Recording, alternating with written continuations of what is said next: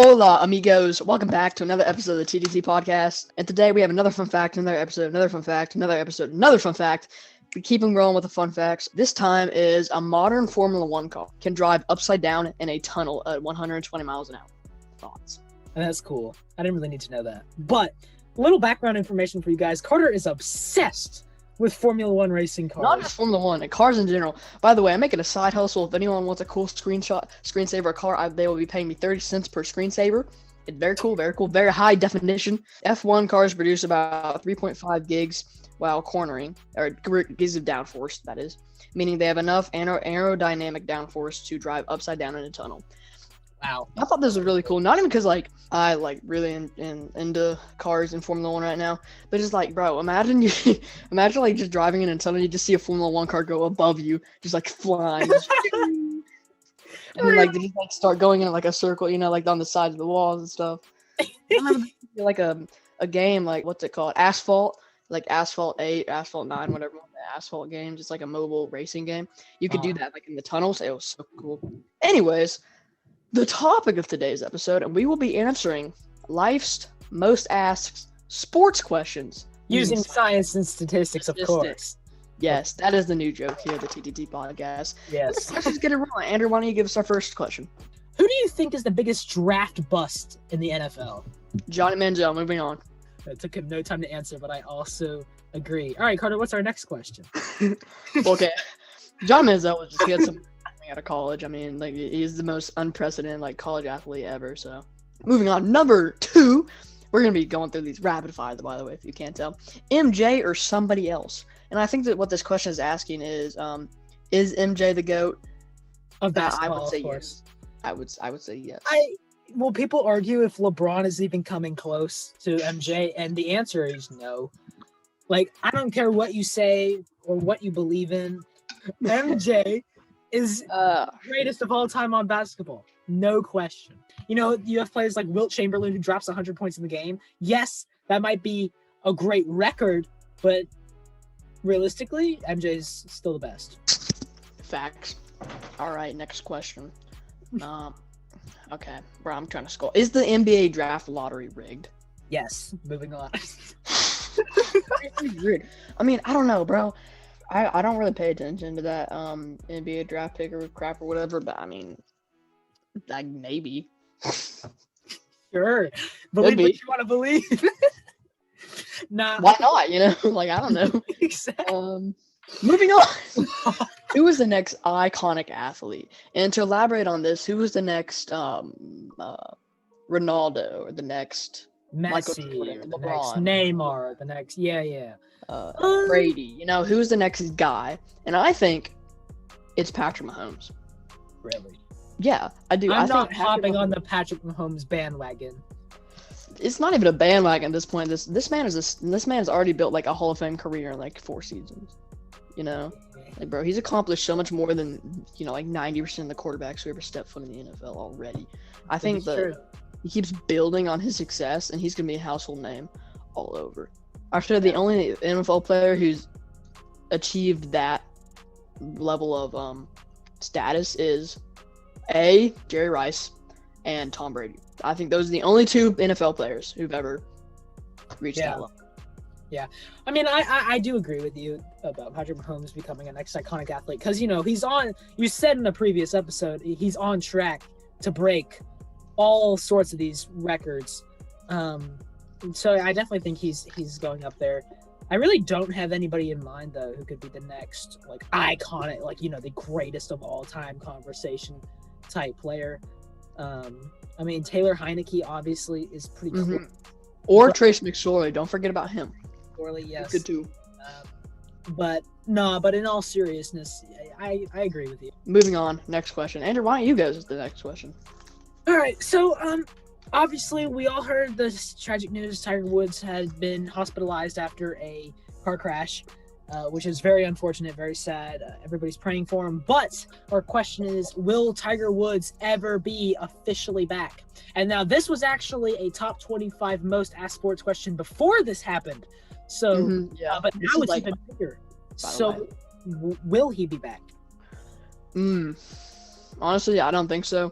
his career was kind of going downhill. I mean, not going downhill. I don't want to say going downhill, but like, It was he going was downhill. he was at the end of his career. He was old and not Yeah. old. You know what I mean? He was getting older. Yeah. And I think this is really kind of maybe the nail in the coffin. As sad as it is, I think it, And I mean, the doctors, we do have a doctor update. He got put like an iron rod in his leg, right? Which is not life threatening, but it's just, you can you really like ever be 100% after getting an iron rod in your leg in any sport? So I mean, I don't really think so. As sad as it is, obviously, like you said, but I don't think that Woods will be nearly as good as he used to be. Moving on. Who is the best coach right now? Nick Saban. That's the Alabama coach, right? Yes. Okay, I was making sure. What do you mean, right? You should know that. But it's 100%. I think it's Nick Saban. I mean, you think of like the greatest college coach ever. You immediately think Nick Saban, and he used to coach in the NFL. But I mean, Nick Saban he's so good. He's led Alabama to playoffs after playoffs, after championships, just constantly every year with new rosters. I mean, it's just insane how many times he's led his team to like a victory. Now, people might argue that Bill Belichick is one of the greatest coaches, but not now. I think Bill Belichick is the overall greatest coach of all time. No. Well, who's better? Nick Saban. Football-wise. Of all time. I'm talking all time. Yeah, football-wise. Well, actually, he He didn't have that good of an NFL career. You can make an argument for Vince Lombardi, too. I mean, yeah, but I mean, like, Bill Belichick's past, like, I think he's, like, number 2 in, like, all-time wins. I don't even know who's number 1, but he's probably the best, actually. But, like, I think Bill Belichick is the best quarterback, or not, the best coach of all time, for sure. And, I mean, yeah, it's probably a little bit biased or whatever, but, I mean, and people can argue, like, oh, the Patriots sucked this year, though, Brady. They did, but we have $60 million in cap space that I God hope Bill Belichick, and I know Bill Belichick is going to do something with. So, yeah, I'm just I don't think he'll ever be at that point again where... maybe not as dominant, but... Well, here's the thing. The reason I don't think Bill Belichick is the top all time is because he got carried by Tom Brady. People say, one of the biggest questions that's not on our list, but that is floating around now is that, did Bill Belichick carry Tom Brady, or did Tom Brady carry Bill Belichick? I think Tom Brady carried Bill Belichick because the very first year Tom went to a different team, he won the Super Bowl. Mm-hmm. Well, I mean, Bill Belichick has succeeded with other teams without Tom Brady. Not to the level of success that he had with Tom Brady, of course. But, I mean, again, Bill Belichick, he knew this year was not going to be a championship year. I think every Patriots fan did. We're going to rebuild. We have $60 million of cap space. That's like the number 2 most cap space in the NFL. Mm-hmm. So I think we're not ever going to be at the state we were with prime Tom Brady, prime Bill Belichick. I think we will be back, though, to being a more dominant NFL team. I do. Yes. I do. And for that reason, I think Bill Belichick is the best coach of all time. Besides the guy who has like the most like career wins or whatever. I don't even know his name. But that dude, he's number 2. Moving on. Which college football program is the best ever? Carter, thoughts? I mean, yeah, it's probably Alabama. No, I think it's Vanderbilt. Yeah, you're right. They dominate. They dominate every year. No, Vanderbilt just like completely revamp their entire coaching staff, so we'll see. But yeah, it's definitely Alabama. Like Andrew said, Nick Saban is the most dominant college coach of all time, not overall. College coach. Okay. Mm-hmm. And did not succeed in the NFL, but that's not important. He's definitely by no doubt the best college coach of all time. And it's Alabama. They won this year. They had multiple Heisman options. Mm-hmm. They have 3 first round, people going first round. They I think they compared to the 2019 LSU Tigers. I did. Yeah. I think they were a worthy opponent of that team, and that would be a great game to see. Fortunately, we never will. But yeah, Alabama. Yeah, it's easily. You can maybe say Clemson in the recent years, but I don't think so. Oh no, ever. It's yeah, Alabama. That's what I'm saying. Like in the recent years, though, you can maybe argue Clemson or like Ohio State, but no, it's Alabama all time for sure. Yeah. All right, could the Heat beat the 90? Or this is like LeBron Heat, like LeBron, D Wade, and then Chris Bosh Heat, like those guys beat the 90, 90, 95, 96 Bulls. No. I don't know, man. No. Man, maybe. I don't know. I mean, you can make an argument, but I still think it's like one of those games where you'd have to see it to really, like, you'd have to see it happen to really like know anything. And personally, I don't really think it's fair to make that, like, to say one team would beat the other, because that Heat team was insane, but that Bulls team was also insane. Well, it's all the same argument. Could like the 2017-18 Warriors do it? You know what I mean? Because they had Curry, Kevin Durant, Klay Thompson. Yeah. All those. So, I don't know. It's really a toss-up. I'd say probably no, but I don't know. Prime LeBron, prime D Wade, prime or old Chris Bosh. Maybe they could do it. Maybe. I don't know. Scary team. Mm-hmm. All right, moving on. What is the greatest individual record in sports history? Mercedes Petronas 7-season win streak in F1. Yeah, I don't know. No. Bro, I didn't know what I'm talking about. I could have just said something completely false, and you would have been like, "Oh yeah, that's probably legit. They probably did that." Yeah, it really probably isn't. I mean, just based off a little F1 information, Mercedes dumps. Money is so important in Formula One that a poor team really can't compete with a Mercedes, Ferrari, Red Bull team at all, because they just do not have the resources. Because we all know what you're talking about right now. Well, okay. Basically, in car racing, more money means more winning. Okay. I thought it meant better engine. Puts lots of money into car. Small team do not put lots of money into car. Mercedes make car go fast. Next Mercedes episode, win the race. Explains rocket science. Basically. Anyways. Hey, explaining rocket science video coming soon. Wait. That is true. That's gonna be a banger. It's gonna be like 2 minutes long. It's gonna be so funny. Anyways, back on topic. I think, there's a lot of records, honestly, that are super good. Like Tom Brady Super Bowl wins, all that stuff. But truly, the greatest individual record, my opinion, is Wilt Chamberlain's 100-point NBA game. I don't think that could ever be beaten. The only person who's come close is Kobe with 81, and even then, he ran out of time. So now people do argue that Wilt played in an easier time or whatever, and he was also like super physically dominant, and everybody else was like not. But at the same time, I think that that is the single greatest, not only achievement but record in. Bro, yeah. So there's a conspiracy theory out there that Wilt Chamberlain literally did not exist. Because his numbers are so crazy to believe. But apparently this man averaged 50 points a game about. But I think the greatest individual sports record is Brett Favre with 305 interceptions in his NFL career. Jameis Winston is closing in on that though, so watch out. But I did predict Brett Favre to have a really higher passer rating than Tom Brady at once. But we're not going to ever talk about that again. That's an old episode. Don't go watch that. Yeah, but it's our trivia episode, which, by the way, I feel like that's one of our best episodes, and it did not do that well. Go watch the trivia video, dude. If you haven't seen the trivia video, like, what are you doing? Honestly, yeah, it's got like Steve Harvey on the thumbnail. You'll know. It's such a good episode. Anyways, but yeah, do you actually think that's the greatest record? It's not a good record. But it was more of a joke, but like I think it was kind of cool because I feel like I didn't know that. I thought it'd be way more than most interceptions ever.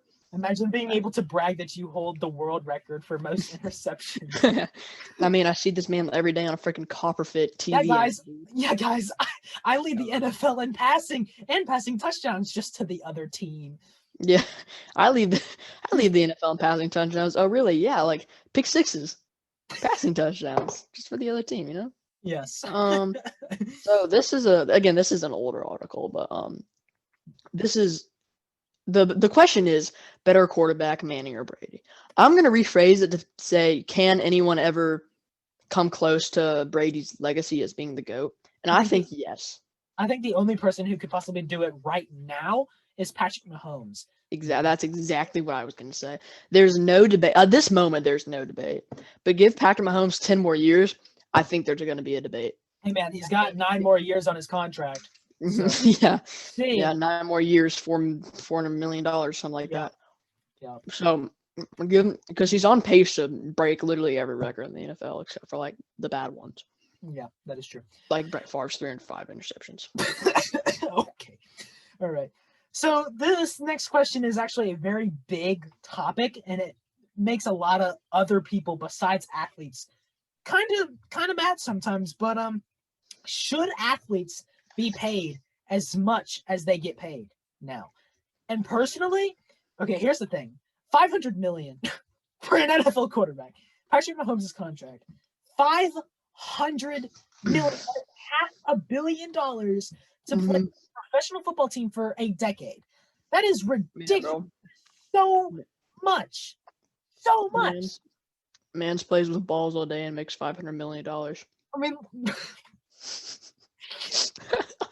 I couldn't help it. No, I think athletes they do bring in a lot of money, and obviously that they should be rewarded for that.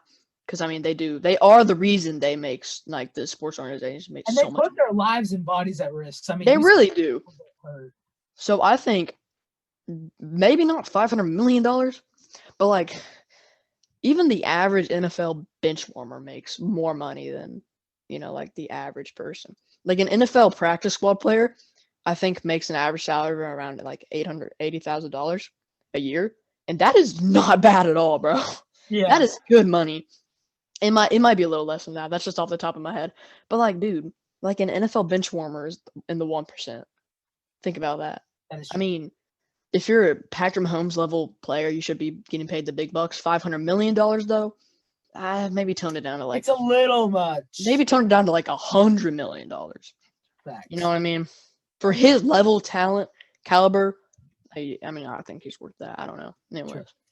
Next question. What's the best way to determine a college football national championship? I think it's a 12. I want a 12-team bracket. I know like 12 might be a lot. Wow. Yeah, but I feel like that'd be really fun. You know I personally would love an 8-team bracket just so we don't get just the top 4 is so boring, y'all. I mean, come on. Yeah, it really is. We've dealt with that for so long. Like, even expanding it to 6 would be somewhat interesting. How would they do 6 though? Because that would I mean, I guess you could have like 1 and 2 seed. Yeah.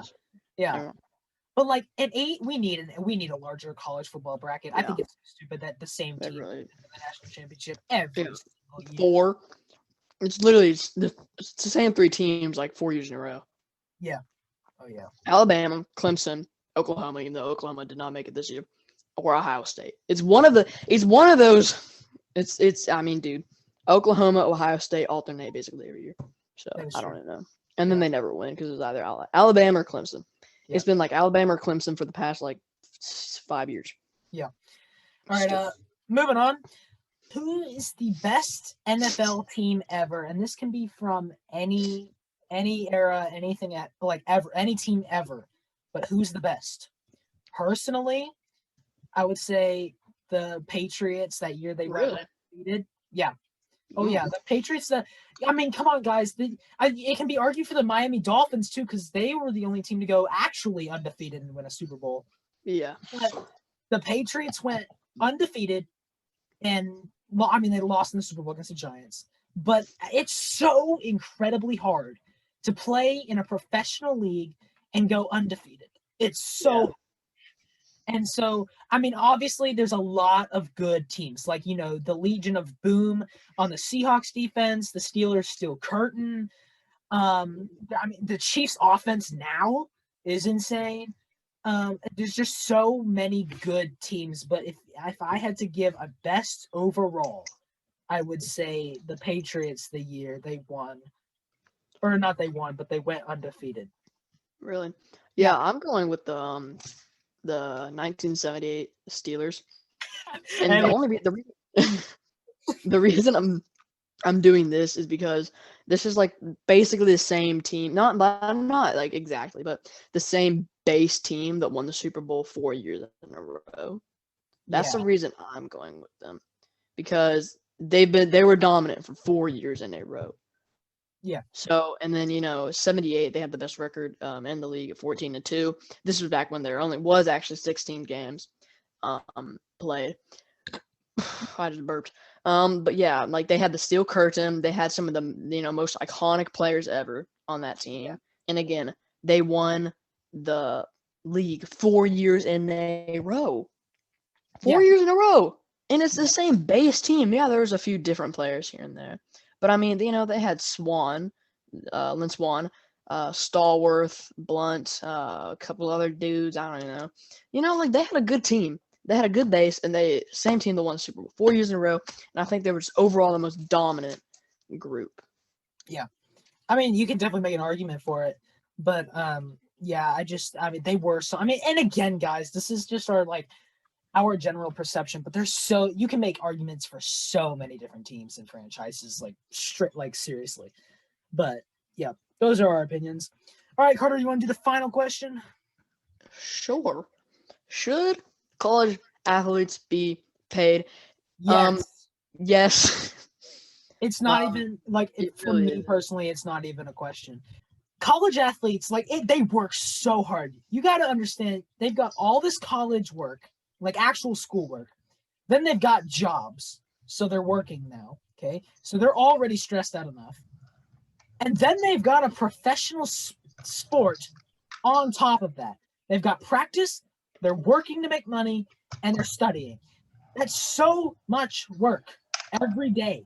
So, in my opinion, 100% players should be allowed to sign with Nike, Under Armour, all these sports brands, and get money. It'd be a great way for them to earn money so that they're set up in their future. It's not even it's not even a base argument to where, ooh, yeah, they're famous, so they should get paid. But in all seriousness, they should be allowed to side with brands. Well, in my opinion, also yes. But the way college sports works is for athletes is literally slavery by definition. They're working and they're reaping none of the benefits whatsoever, especially when they make so many benefits for the school and for the NCAA. Mm-hmm. Like the March Madness bracket brings in I don't even know how much. I thought it was $500 billion or something billions. Billions. Guess how many the athletes get? None. Not even a penny. Oh yeah, they get a free college education. Most of these dudes wouldn't even go to college if they didn't need it to go to the NFL or the NBA, whatever you need. Most major sports leagues require you to have a college degree, or not a degree, but at least 1 year at college. If they didn't require that rule, many of the college athletes, many of the best athletes would just go straight to the NBA, like we've seen with LeBron and Kobe. So the only reason they're there is to get to those major sports. And yeah, there's what about the practice squad players who don't see the field or whatever? They should still be paid. They might not get brand deals or anything like that, but they still bring the school money. They're still on the team. It's the team. You know what I mean? Even if they're not allowed to sign brand deals, they should get a cut of what they bring in for the team. You know what I mean? Yeah. When the stadium sells out, it's the whole team. Give them a cut at least.